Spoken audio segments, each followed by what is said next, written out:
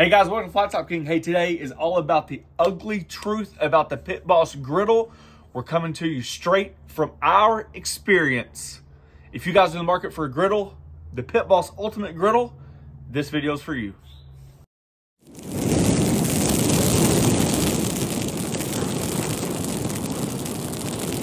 All right, we're going to call this basically our 1 year review. We're going to call it our experiences. We're going to call it shooting straight from the heart, straight from the hip. No BS. This is the truth. We got our Pit Boss Griddle last year. Pit Boss said, hey, here's a griddle. Love for you guys to try it out, see what you guys think about it. And we did. My 3 biggest mistakes, starting with number 1, too much oil. So when you're talking about too much oil, you're just so used to ingrained in you when you have a flat top grill that you always apply oil to the whole surface. When we had these brand new, there wasn't a lot of information going out there. There wasn't a lot of information available for us. So when we're talking about oil, we're talking about the ceramic cooktop. This thing says that it's non-stick, and ultimately, when I was using it, at the very beginning, I would use it, and after when I cleaned it, I would apply a thin coat of oil just like I would on my Black Cylinder Camp Chef. Then the next thing I'll do, I'll come out here, crank it up, cook something on it. And while this thing was heating up, what happens when you add oil to something and you get it to a smoke point? You're starting to season it. Exactly. We don't need to season it. There's absolutely no seasoning. I was doing more damage than good, and I did not know it.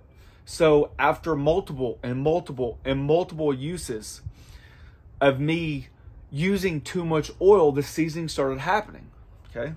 What happens when your griddle top starts looking ugly? Whether it be on a flat top, whether it be on the rolled steel or this, what do you start doing? You start cleaning it to try to make it look nice. There's my second fatal flaw. Number 2, I cleaned it way too much, way too hard, way too often, and it was frustrating. I would like to say that with my knowledge, I thought I was doing the right thing. That's why we had the cleaning videos. And I still stand by how do you clean it. But you should be cleaning it as often as I was. And I was cleaning it all the dang time. So if you add too much oil, you're going to clean it too often. You're going to wear it down extremely fast. All right, this leads us to number 3, metal utensils. And I don't know if it's the biggest part of the griddle, but obviously using the correct utensils properly has to be a big part of it, right? Now, I know there are going to be a lot of people out there that comment below, which I'm fine. I'm a big boy. I can handle it. Say, I told you so. You cannot use metal utensils on these. They're going to break them down. You're going to scratch them. You're going to score them. You're going to do all this stuff. But before we dive deep on these 2 different griddle tops, I cannot 100% honestly say that all my fault was 100% metal. Just like I can say I don't know 100% if all my fault was I was cleaning it too much as a result of oiling it all the time. A year later, looking back, should I have used metal utensils? Maybe not. Maybe we should start staying away from metal. And if that's a deterrent from you, that's your decision. I do know that for a year later, instead of looking back, looking forward, you can look at the Pit Boss Griddle owner on Facebook. They've got a great, fantastic little community. People love their Pit Boss griddles. You also have people out there that say, I'll never touch a ceramic coated top. And look, this world's made for everybody. That's not what this video is about. If you're in the market for the Pit Boss Griddle, my ultimate goal in this video is to make sure you don't mess up from my mistakes, and we can make you a better griddler faster so you can enjoy it. And that's what it's all about, regardless. So number 3 is metal utensils. What are the options if you don't want us to use metal utensils, or if metal utensils use is not recommended? You guys can go back and check out my hash brown video of like 5 different hash browns. You guys can see that the Pit Boss cooked effortless, like flawlessly, right? Crispy hash browns everywhere, but I had trouble flipping them. And it's because of these utensils. I had started using metal utensils as an alternate, and then I found my wood spatulas. Now, I know they don't seem like a lot. As you guys see, the edges are very tapered. But they work great. What happens is is my griddle was sticking so bad that I had to find a way to get the food off the griddle. Well, this wasn't cutting it. Like it just was not doing the job. Thus, it made me use this. Well, then all of a sudden, since my griddle was sticking so bad, then it was forcing me to scrape the griddle way more than necessary. Hence, these. Now, I'm not a salesman or anything like that. I was just given a griddle to try it out, to see what I think, and to put it through its paces, and I feel like we did.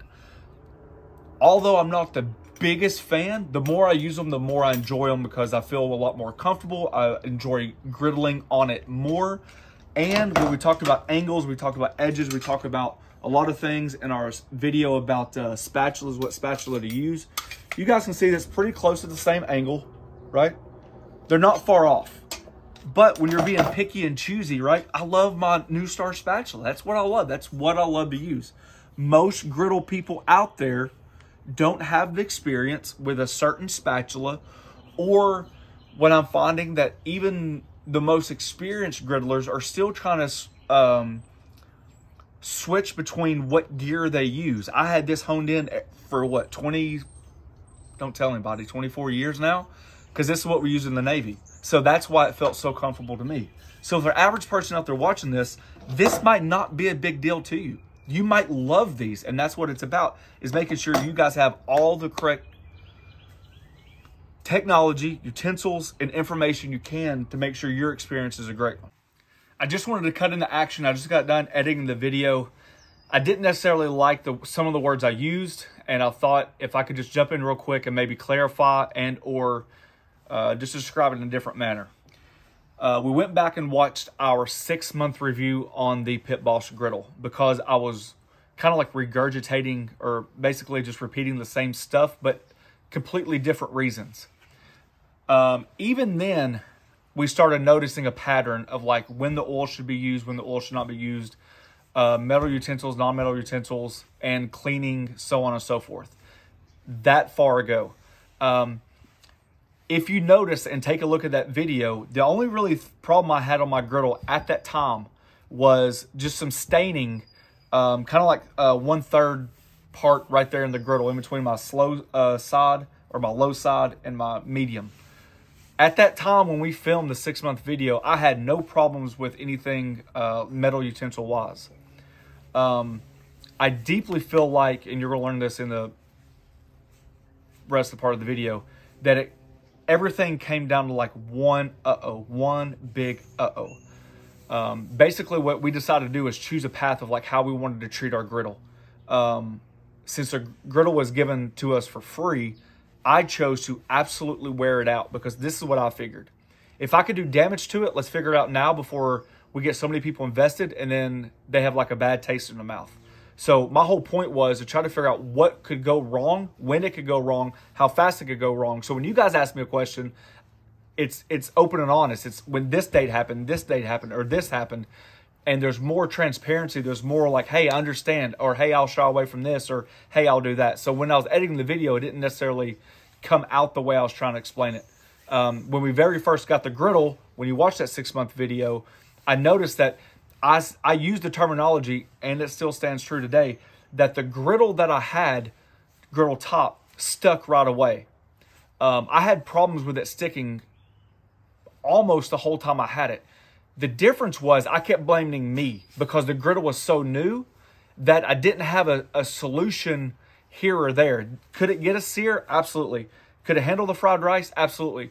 But certain times in certain ways, things would stick. And I'm like, if this is non-stick, it shouldn't be sticking that bad. And I just kept putting the blame on me and me and me because after a while, it took us about 4 or 5 months to realize you probably shouldn't be adding oil. You probably should not be deep cleaning as much. And we started realizing that, there's no way of knowing when, how, or where, if any damage was done on our part versus being maybe just a simple defective cooktop. All these reasons come into play, right? There's just no one way to verify what happened when. And looking back, I think it was multiple avenues coming in at once. So now that we got that fresh cooktop, you'll see at the end of the video, I think we're ready to go. All right, now that we got those 3 out of the way, I'm going to give you the number 4, the Bombshell, right? So if you guys remember, we did the tailgate cooking at the University of Tennessee. We did cheesesteak roll-ups, and we did pulled pork quesadillas. Quesadillas, thank you. I forgot the butter. The people that I were tailgating with called a friend, said, hey, pick up some butter. When they got there, they came with margarine. I do not cook with margarine. I don't cook it in the house. I don't cook it here. We put margarine down. I think margarine's what, 60% water? It's a lot of water. I had no lubrication at all. And we had all those cheeses, all the syrups, all everything. And I think ultimately that was the nail in the coffin. I could not get the food up. I could not. If you notice in the video, there's not much showing of the cooking because I knew then something was wrong. Now, we were in a parking garage. I could not see what was happening with the griddle top. It was so dark. I had my metal utensils at the time. I think I had a wood utensil at the time. We were taking water out of water bottles. They were in a cooler. Taking water out of the water bottles to try to scrape it off, to restart, because no matter what I did, it was not working. The margarine did not lubricate it. And we did not, you also need to say, we did not have oil. We had no oil and we had no butter, and we were trying to cook on a griddle. Yeah. It was disaster. Like, I mean, I don't think who I was cooking for noticed it, but my wife, as much as she films, knew when I looked at her. I was like, it's way past beyond repair. So we brought the griddle top home, and the next day I opened it up, and this is what it looked like. So the damage was done. Like, it was brutal that day. I have not cooked on it since. Let me just piggyback a little bit previous. The reason why I say it might not be all the metal's fault. I'm not saying that metal should not be used or should be used. What I'm saying is there's still a lot of damage around the sides. My metal spatula doesn't hit the sides like this. And I think this has more to do with cleaning. If I was the other way and you would take like a sponge and go up the sides of it like this, I think just overall, just the amount of cleaning that I was doing in my corners, you guys see how flawless this is right here, but there's a lot of damage in these corners. I think that's where my oil was pulling up when I first started. And when you try to clean it, you got that baking soda and all that solution. I was using different chemicals just to try to help eliminate all the blackage that was happening. So that's why I'm saying that I just don't think you could pinpoint metal 100%. I think a lot of things went wrong on this griddle top. All right, so we got our new griddle top. I reached out to Pit Boss to explain to him what happened. Remember, these griddles are in a 2-year warranty, which is typically a year longer than I think most out there, right? They understood. They sent me a new griddle top, and this is what it looks like. I know it's extremely hard to tell the difference between this one and this one, but even the griddle top surface is completely different. It feels different. The color is different. This is more of a gray color. Mine's more of a black color. Even the surface feels completely different. So, with that being said, we're going to use this going forward. I think I've learned my lesson. I even like the other day I did a cook chili cheeseburger, and there was a lot of grease around, and I just went ahead and took a paper towel and got that grease off of there, and just wiped it down when I was done. Soap and water a lot of times after a cook, because that helps take that grease, that unwanted extra grease off your griddle top, so that way when you warm it up the next day or the next time you cook, you don't have that extra grease on there to build up your seasoning. Okay. One thing that I think does need to be mentioned, the amount of times that we use a griddle top is way outpaces the average person. Okay. You know, we're talking about in 1 year, probably off camera plus camera, maybe 100 to 130 cooks would be my guess. So I imagine us being like that info commercial where you see something pounded on something, you know, 10,000 times, and it'll say this can take a beating to X amount of years. That's kind of like what we did, right? We put it through its paces. So just a quick recap. I wanted to do this video to be open and honest. I did not want to hide the truth. I didn't want to mask the truth. So started from the top. Too much oil is going to result in too much cleaning. Too much cleaning is no fun for anybody. Nobody's out here trying to clean for 30, 45 to an hour. Use less oil. Use soap often. Treat it like an indoor skillet. At this point, personally, I am. You guys do what you want to do. I'll probably stay away from metal, although there's probably some cooks out here, throw grilled cheese down, throw some eggs down, something that just don't take a lot of effort to scrape, right? I mentioned all that syrup we use barbecue sauce to go on the barbecue quesadillas. At the tailgate. At the tailgate, right. A lot of that stuff, when we folded it over, it got stuck on there. The pinwheels had all that cheese that was ground up, and then we put the cheese face down, basically with a pinwheel style, and all that cheese had the surface area here with no lubrication at all. Thus, it made the cheese stick because that margin was absolutely god-awful. And then we were trying to like dig. I mean, I did a lot of damage that day. That day was basically, I would say 75% of my death on this griddle happened in one day. But there was a lot more things that led to it. And last but not least, do not shy away from these griddles. Overall, 100%, I'm satisfied. It does everything that you want it to do. We've done smash burgers, we've done stir fries, breakfast. It's just an easy setup. You just come out here, wipe it down, add a little soap, add a little water, get it off, and you're done. So if you guys have any questions, reach down below. I'll be glad to help you. I'm just interested. There's one kind of thing that you guys could comment. Do you use margarine? That's one of the very, very, very few things I don't think I've read in any thread and any comment. Because that day, I think personally, was the ultimate no-no. So I'm curious, do you use margarine on this griddle or even a rolled steel griddle? And have you had success with it? Have you used margarine and felt the same way I felt, where it added absolutely zero lubrication? All right, guys, we have a join button down below. It's a membership program. We thank each and every one of you for taking time for doing so. Check us out on the Griddle Group. It's where we talk about griddles. It's where I'm sure we'll get a lot of comments about this, a lot of back and forth, and that's okay. That's what it's about. As long as we're open and honest, we guys can get you to griddle better, faster. Thanks for watching. Don't forget to press that subscribe button, pound the notification button, share it with your friends.